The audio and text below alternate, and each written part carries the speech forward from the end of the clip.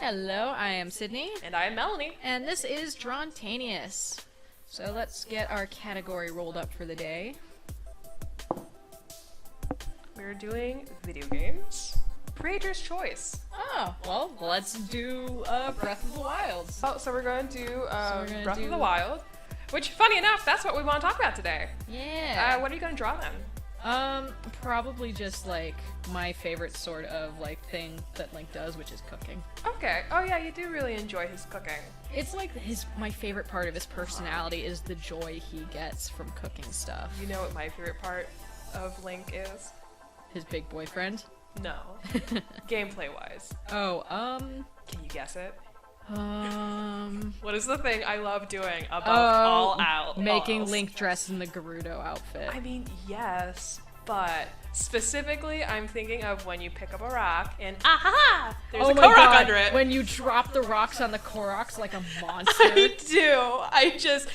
I don't even move. I just pick it up, the Korok's there, you have your little cutscene, and then I immediately drop the rock, which always, without fail, drops it right on top of the Korok. I don't know why I enjoy it so much. I guess because they actually react to they it. do. They do a little. I think if they didn't react, you would have lost the humor in I it real think that's fast. true, but the fact that they, without fail, will respond to that stimulus, it's so good. Like the first time I saw you did that, and I was like, oh my god, you're evil, but now I do it. So, in case you've been living under a rock like a Korok, Breath of the Wild was the big. Would you say it was the launch game for the Nintendo Switch? Well, Or no, it was that was Mario Odyssey. But because Breath of the Wild came out during the Wii U era, and then it was also on the Switch because they knew that if they I thought they released, postponed it to the Switch. they did because it was going to be for the Wii U. It was literally the only reason I bought a Wii U, and then they announced the Switch, and I was gonna cry. See, I wasn't following the development process too closely. Well, like, it was actually after I visited you in California that one time because I had money left over from the trip, and they were like, hey, Breath of the Wild is gonna come out in April this year, so I bought a Wii U because I was like, oh yeah. And then they kept postponing it, and I got really mad. But then they released it for the Wii U, and we played it on the Wii U. And then the Switch got released, and we bought it on the Switch. Yeah, we bought it a while after. That is true, because we were like, oh man, we have every. What? Oh no, What? what Oh, happened no. there? I was trying to lasso. Oh, dear. And it didn't work. Oh dear. Oh no, where'd he go? I deleted it. I didn't like you the didn't like it? post. Okay. Like, oh no, Link! But yeah, gosh, Breath of the Wild, honestly, a breath of fresh air. Yeah. Yeah, is that right? But no, so I am a huge Legend of Zelda fan. I grew up on the Nintendos. I think Nintendo 64 was my first well, no, I have to amend that. Definitely we had Game Boys. I was back in gonna the say, day. your favorite Yeah. Zelda game is being remade Yes. right now. Well, I would say it's my most nostalgic Zelda game. So my first exposure to video games was probably from my dad. And my dad owned a Game Boy Pocket, which you actually didn't know what that was. The Game Boy came out, and then they made a smaller, slightly more compact version. well, and that was the original Pocket. Game Boy was a fucking beast. Yeah. So my dad owned a Game Boy Pocket, and that was our only gaming thing in the house for the longest time, aside from my dad playing computer games. Well, that wasn't super accessible. No, you and I definitely. had dads who were into technology, Yeah. so. And also, I was super young at the time. I was 4. So I have memories of watching him play Lara Croft. Or, specifically, the big, giant torso mummy and, the T-Rex. And, that sort of thing. And the Boobles. I mean, you always watch from behind, so the boobles weren't there. The jutting Mel's gay awakening happened pyramids. earlier. No, that's not what this is about. Anyway. But anyway, yeah, so I remember watching him play Doom. I remember watching him play Lara Croft. The only console that I could play, because I didn't have the hand-eye coordination for any of this, the only thing I could play was the Game Boy Pocket. And he had the Game Boy Pocket. He had a couple of games, but the one I played the most was definitely Legend of Zelda: Link's Awakening. So that one is, depending on when this video comes out, it might be soon. It's definitely been sometime. announced. It's sometime 2019. I am very excited for it. But since then, we have definitely been a Nintendo family. We had the N64. Oh, the Played memories. basically every single Zelda that came out after, or basically every single Zelda that came out on the Game Boys, the handheld lines, and then the main console lines. We had the N64, we had the GameCube, we had the Nintendo Wii, and then the Wii U came out later. But then I was out of the house and buying my own game consoles. But so I think I pretty much played every single Zelda game except for the really shitty early ones. Oh, that's some fighting words. Okay, I shouldn't say shitty early ones because some of them I hear are good. I just don't have the consoles to play them, and I'm not a big emulator person. Well, and also, I'm not a big fan of the Tough as Nails generation. Like, I understand that games were new and nobody knew what to do with them, but I would cry playing those For games. me, Zelda is about exploration. Definitely about exploration, about learning about this world, about picking apart the encounters that you have and figuring out how to beat your current objective. It got very samey very quickly once they hit Ocarina of Time. But I would say the handheld versions, while there was a kind of formula, you didn't quite know how to go through the game. So Sydney, I don't know if you found this true while you were playing Legend of Zelda games growing up, but there's definitely a formula for the main console line. Like Ocarina of Time started the formula. And each dungeon has a unique item. That unique item is used to beat the boss, and there's a bunch of little puzzles that require you to use that new item. And that's basic, and there's a very linear path that you go through. There are roadblocks based on items you currently have or don't have, or based on plot. So it was very samey, but then that's where the story carried the game. I have fond memories of Ocarina of Time, but I definitely don't think it's the best Zelda game they've ever made. And I know a lot of people are going to be very angry to hear that, but... Well, like, before I moved out to live with you, Travis and I were plowing through it, and I was like, this game sucks. It's a little rough, but in its place in history, it's very important. Well, yeah, because it was the first 3D Zelda, and they didn't know how to do 3D They games didn't that know, well yet. no. They were learning. They were learning, and it was definitely a very important stepping stone. But I would say, as much as I enjoyed the main console games, I love the handheld games more. Until a certain point, and we'll get there. But there was just something about those handheld games, and maybe it was nostalgia. They had a lot of personality, like Four Swords, Minish Cap. A lot of love, a lot of personality. It was fresh and new and challenging, honestly. It wasn't like hard as nails, like, oh, you have to be a real gamer to beat this. But there was some skill you had to play these games and to beat them, or you had to be very creative. Yeah, I definitely have some least favorites in the Zelda worlds, but I don't necessarily want to focus on those. I will say the last handheld game I enjoyed, not including the recent ones, so A Link Between Worlds, I adored. It was a little easy for me, but I adored it. It was Miss Expert Gamer. It was I'm not an expert, but it was just a delightful experience. I loved it so much. But prior to that game specifically, the one that I liked the most was probably Phantom Hourglass was the last one I really, really enjoyed.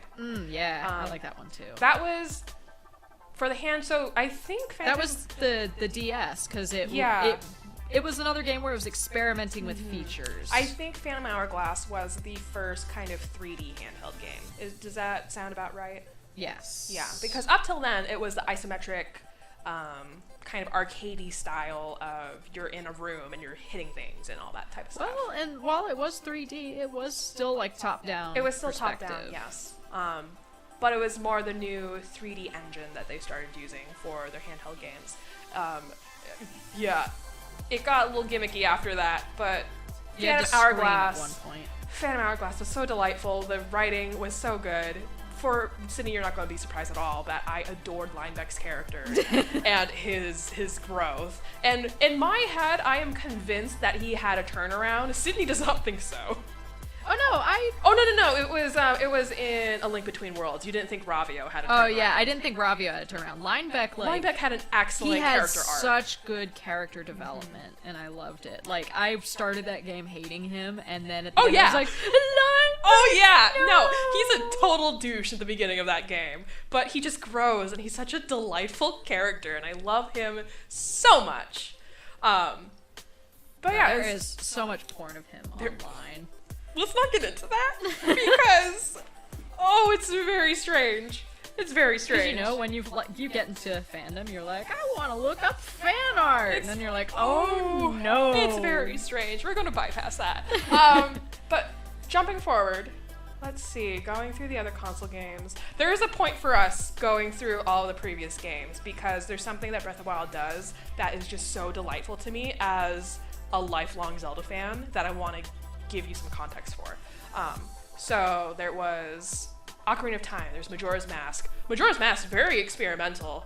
God, I fucking love Majora's Mask. I could not finish it because I was a young, stupid kid and I did not understand anything. We should get it on the 3DS because they fix a lot of problems with it. It's so anxiety-inducing. Majora's Mask, for you guys who don't know, that's the one where you're timed. In 3 days, the moon will crash into the earth and you will die. And oh my goodness. So if you want, we can get it. You can just watch me play because I think that's what might have to happen because that game. Because I've beaten it and it's such a fun experience. It's definitely the one game that I remember musically. Just the music for it's delightful. Delightful. But Ocarina of Time, that music has a lot of like sense memory for me. Yeah. Partially probably because I had the soundtrack as a kid, and so I just listened to it a lot. Wind Waker, loved it. Love the soundtrack for that one too.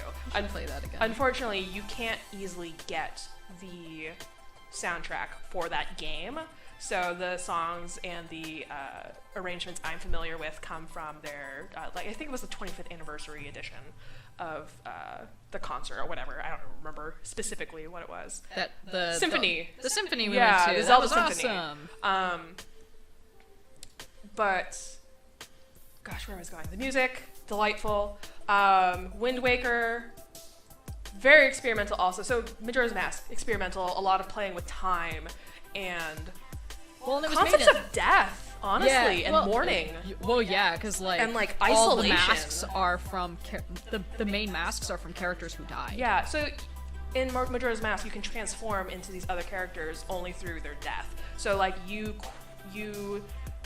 quell their sorrow. And people think you're them. Yeah, you basically heal their sorrow, and then in parting, they give you a mask that transforms you into them essentially, and they're different races in the game. And then you kind of embody them. At one point, you embody a Zora who like had children with this other Zora, and you're like rescuing the eggs. And it's like, okay, that part was bullshit. I don't remember playing that part, but I just remember like, gosh, like the exploration in this game was amazing. I'm kind of sad they didn't try and do more with that, and I think it was because it was really dark. Well, and it was just the gameplay was just so different. Well, and it was made. So I don't know if you know the history of it. That like pretty much they wanted to make a new Zelda game. Nintendo was like, all right, you've got 3 months or some ridiculous nonsense like that. So that's why all the assets are from Ocarina of Time. They did an incredible job. Oh with yeah, what they had. like that's why when people shit on it, I'm like, hey man, this was made like. This was a passion project. It was difficult, but like I have a lot of respect for that game. Yeah, like I think it's great considering like the writing and the themes. But anyway, back to Breath of the Wild. Yeah, so all these games leading up, Breath of the Wild did something very beautiful in that there are so many references, and they're not like in-your-face references. It's just like, so Breath of the Wild is very open world. You can basically complete the game in any order you want. I know there's a specific order I like completing it in, just because it's easier to do it that way for me, given the skills that you get. But you have this big open map. You can literally go anywhere on this map. There's so much detail The Kingdom of Hyrule is kind of this mixture of all these different games that you've played in the past. So you can find Lon Lon Ranch from Ocarina of Time, but it isn't called Lon Lon Ranch. It's just a desecrated ranch. It's an abandoned ranch, but it's Lon Lon Ranch because you know the architecture of that ranch. And you recognize the layout. There's Castle Town, and like it looks like the Castle Town from Ocarina of Time. Like there's just so many little things where it's like, wow, I know where that is from, and I know where that is from. And the names that they pull, either they're references to older characters or they're references to people who worked on these games. And it's so delightful in its homage to where it's come from. And what it does with the lore, too. Mm-hmm. I'm sure there's a lot of people screaming, like, lore! Honestly, I treat it kind of the way I treat Final Fantasy, in that it is a franchise. There are themes that kind of branch throughout, but I don't really subscribe to the timeline. No, me neither. I enjoy more how the games cross over into each other and seeing those references. That's what I enjoy. I don't care about a concrete timeline. And yeah, it's interesting to speculate. It's not a big draw to the franchise for me. I actually didn't like that they made a canon timeline, because I was just like, man, this just kills the mystery for me. And it's not necessary. It's definitely not necessary. But yeah, Breath of the Wild was just such a new thing. The combat system they've been playing with for a bit through their previous games, so that's not really new. But I definitely think the way they approach the progression for the game, it's new, it's refreshing, it rewards exploration. It's never boring. The game's beautiful, and sometimes I just like walking around in the game, seeing the sights. You know, there's this thing I found on Twitter, and I love the idea of this. This artist settled Link down somewhere in the landscape and then just did a traditional painting of the landscape. I remember that. Yeah. It's beautiful. And that's how beautiful this game is. And it's so rich, and it really respects the fans.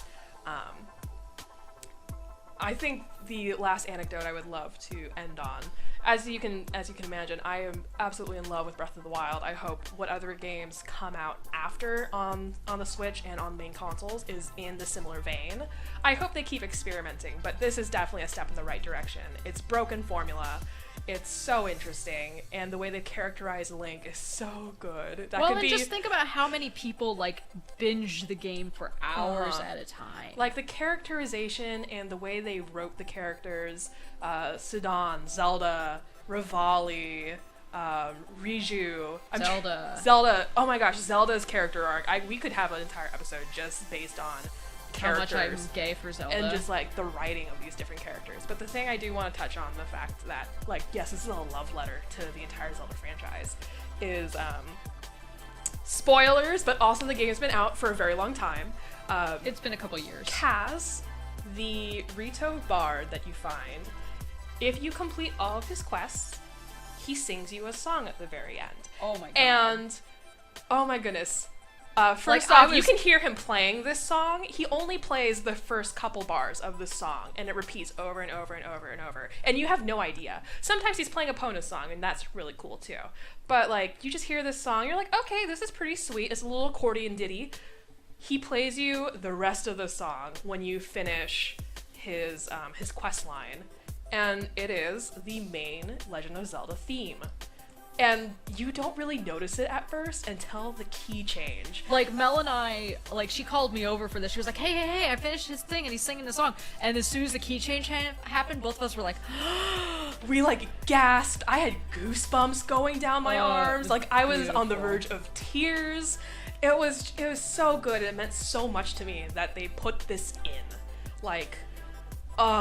And then just the music, the soundscape for this entire game. Yeah, that is 100% a love letter to its fans. Yes. It's you've been here so long. Happy 25 years. Mm-hmm. I'm actually tearing up. I don't know if you guys can hear it in the recording, but I'm tearing up as we're talking about this. Because the soundscape is just so beautiful. The way they... Well, you're an audiophile too, so it was super important. The way they revisited old themes.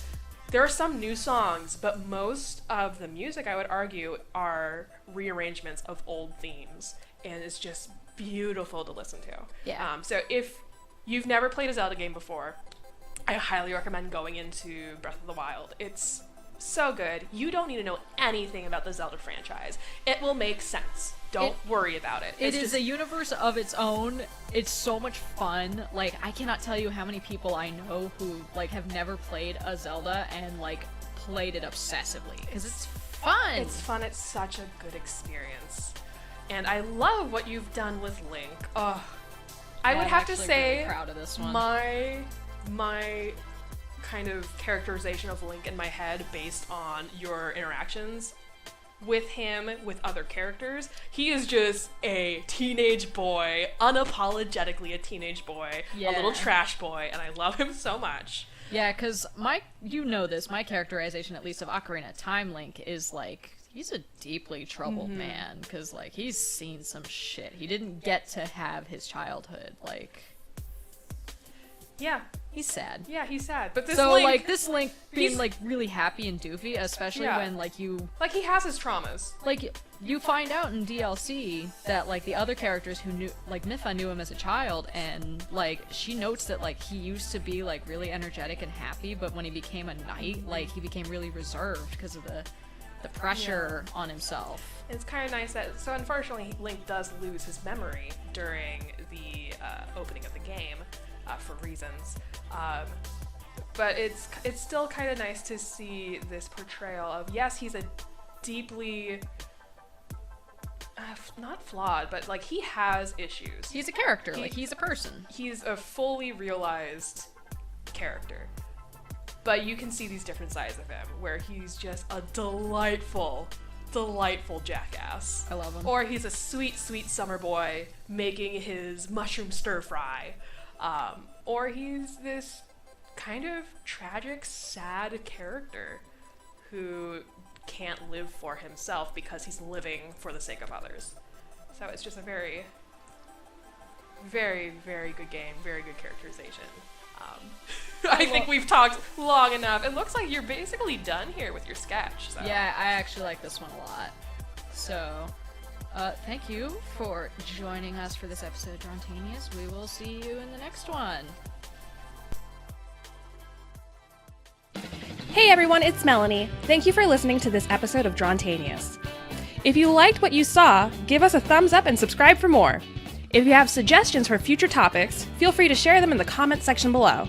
You can find more of Sydney's art on Twitter and Instagram at CCLunaArt, and you can support her on Patreon and Ko-fi at CCLuna.